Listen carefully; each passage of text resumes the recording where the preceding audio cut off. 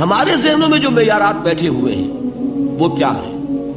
کامیابی پیسے سے ہے، کامیابی جائیداد سے ہے، کامیابی کاروبار سے ہے، کامیابی شہرت سے ہے، کامیابی اقتدار سے ہے. یہ معیارات ہیں. جو جتنا دولت مند اتنا کامیاب، جو جتنا مشہور اتنا کامیاب، جو جتنا پاپولر اتنا کامیاب، جو حکومت پر پہنچ گیا کامیاب، جس نے بڑا کاروبار جما لیا کامیاب، جس نے بہت جائیداد بنا لی کامیاب. یہی ہے اصل میں ساری بس کی گانٹھ. جو تصور کامیابی کا ہوگا اسی کے مطابق آپ کی بھاگ دوڑ ہوگی، اسی کے لیے جد و جہد ہوگی، اسی کے لیے توانائیاں صرف ہوں گی، اسی کے لیے دن رات کی مشقت ہوگی. یہ ہے اصل شے جس کی یہاں نفی ہو رہی ہے. کامیابی دولت سے نہیں، کامیابی شہرت سے نہیں، کامیابی اقتدار اور طاقت اور حکومت سے نہیں، بلکہ کامیابی ہے ایمان سے، عمل صالح سے، تواصی بالحق سے، تواصی بالصبر سے. آپ غور کیجئے اس نقطہ نظر کا، اس ایٹیچیوڈ کا، یہ جو مینٹل ایٹیچیوڈ ہے، اس کا بدل جانا ہی انسانی شخصیت کے اندر انقلاب برپا کرے گا. اب آپ کا نتیجہ کیا نکلا؟ اگر تو دولت سے کامیابی ہوتی تو قارون بہت کامیاب تھا، اگر حکومت سے کامیابی ہوتی تو فرعون اور نمرود بہت کامیاب تھے. کامیابی ان سے نہیں ہے. کامیابی انسان دولت میں قارون کی دولت تک پہنچ جائے اور دنیا میں دبدبہ اور اقتدار اور سلطنت اور حکومت کے اعتبار سے وہ نمرود اور فرعون کا مقام حاصل کر لے، وہ ناکام ہے، خائب ہے، خاسر ہے، برباد ہے. اور ابو ذر غفاری کامیاب ہے، چاہے ان کے پاس کچھ نہیں تھا، جھونپڑی تک نہیں تھی، کوئی گھر نہیں تھا.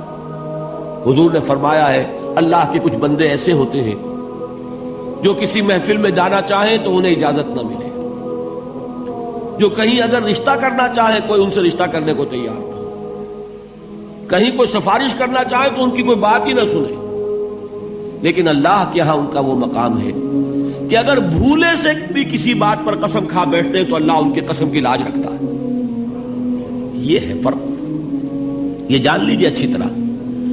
اس بات کا مان لینا آسان، اس پر سبحان اللہ کہنا آسان، لیکن اس کے مطابق آپ کے اپنے ذہن کا بدل جانا بہت مشکل. اس لیے کہ ہم متاثر ہوتے ہیں اپنے ماحول سے. وہ بڑا محل ہے، دیکھ کر ایک دفعہ جھجری آتی ہے، وہ بڑی سی 20 فٹ لمبی کار سناٹے کے ساتھ آپ کے پاس سے گزر گئی. ایک دفعہ اعصاب کے اندر ارتعاش ہوتا ہے، محسوس ہوتا ہے بڑے یہ نصیبے والے لوگ ہیں، بڑے خوش نصیب، بڑے کامیاب. حالانکہ کچھ معلوم نہیں کہ یہی سب سے بڑی بد نصیبی ہو سکتا ہے کہ یہی سب سے بڑی ناکامی ہو. اگر ذہنوں میں یہ بات بیٹھ جائے کامیابی کس شے سے. یہی وجہ دیکھیے قرآن مجید میں بارہا آپ دیکھیں اولئک ھم المفلحون، یہ ہے لوگ کامیاب ہونے والے. آج یہ آپ نے نماز میں وہ آیات سنی، یا ایھا الذین آمنوا ارکعوا واسجدوا واعبدوا ربکم وافعلوا الخیر لعلکم تفلحون. اے ایمان والو، رکوع کرو، سجدہ کرو، اپنے رب کی پرستش اور بندگی کرو اور اچھے کام کرو تاکہ تم کامیاب ہو جاؤ. تو کامیابی کن چیزوں سے ہے؟ یہ ہے سب سے بڑا سبق. یہ ہمارے دل میں اگر بات بیٹھ جائے، ٹھک جائے، تو زندگی بدل جائے گی. صبح و شام بدل جائیں گے، نقشے بدل جائیں گے، بھاگ دوڑ کا رنگ بدل جائے گا، ویلیو سٹرکچر بدل جائے گا. آج وہ ایک چیز نہایت اہم نظر آ رہی ہے، کل نہایت غیر اہم نظر آئے گی. جیسے کہ حضور کی حدیث ہے مالی ولد دنیا، مجھے تمہاری اس دنیا سے کیا سروکار ہے. انما مثلی کراکب استظل تحت شجرۃ ثم راح فترکها، میری مثال تو اس سوار کی سی ہے جو تھوڑی دیر کے لیے ایک درخت کے سائے میں ٹھہرتا ہے سستانے کے لیے، پھر وہ اپنا راستہ لیتا ہے. اسے اس درخت سے مستقل تعلق اس کا نہیں ہے، وہ اس کا گھر نہیں، وہ اس کی منزل نہیں. اسی طرح یہ دنیا میرا گھر نہیں ہے. اب دیکھیے ہم کہتے ہیں انا للہ و انا الیہ راجعون، ہم تو مسافر ہیں، ہم اللہ کے پاس سے آئے، اللہ کی طرف ہمیں لوٹ جانا ہے.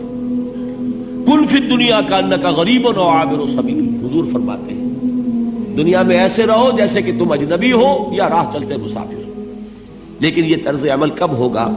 جبکہ یہ آیت ہمارے ذہنوں کے اندر بیٹھ گئی ہو، والعصر ان الانسان لفی خسر الا الذین آمنوا وعملوا الصالحات وتواصوا بالحق وتواصوا بالصبر۔ یہ ہے اصل بات جو میں نے عرض کیا تھا کہ میں بتاؤں گا صحابہ کیوں ایک دوسرے کو یاد دلاتے تھے۔ اس لیے کہ دیکھیے جیسے برف باری اگر ہو رہی ہو، آپ باہر نکلیں گے تو برف آپ کے کپڑوں پر جم جاتی ہے نا، تو آپ جھٹکتے ہیں کپڑوں کو تاکہ برف ہٹ جائے۔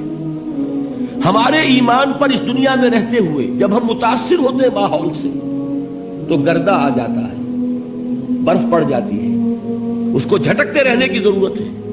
اور وہ جھٹکنے کی بہترین اور مؤثر ترین شکل یہی ہے کہ یاد رکھو کامیابی ان چیزوں سے نہیں ہے۔ چمک دمک جو ہے دنیا کی، یہ ساری چمک دمک جو تمہیں رجھا رہی ہے، جو تمہیں اپنے اندر گم کیے ہوئے، یہ لفظ گم پر اقبال کا وہ شعر یاد آ گیا کہ کافر کی یہ پہچان کے آفاق میں گم ہے، اور مومن کی یہ پہچان کے گم اس میں ہے آفاق۔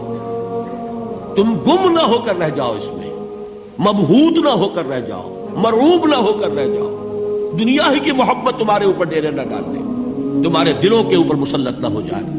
لہذا تازہ کرتے رہا کرو، والعصر ان الانسان لفی خسر الا الذین آمنوا وعملوا الصالحات وتواصوا بالحق وتواصوا بالصبر۔ پھر یاد کر لو، پھر تازہ کر لو اپنے اس یقین کو کہ کامیابی دولت سے نہیں، کامیابی ثروت سے نہیں، کامیابی اقتدار سے نہیں، کامیابی شہرت سے نہیں، کامیابی جائیداد سے نہیں، کامیابی ہے ایمان سے، کامیابی ہے عمل صالح سے، کامیابی ہے تواصی بالحق سے، کامیابی ہے تواصی بالصبر سے۔ یہ چار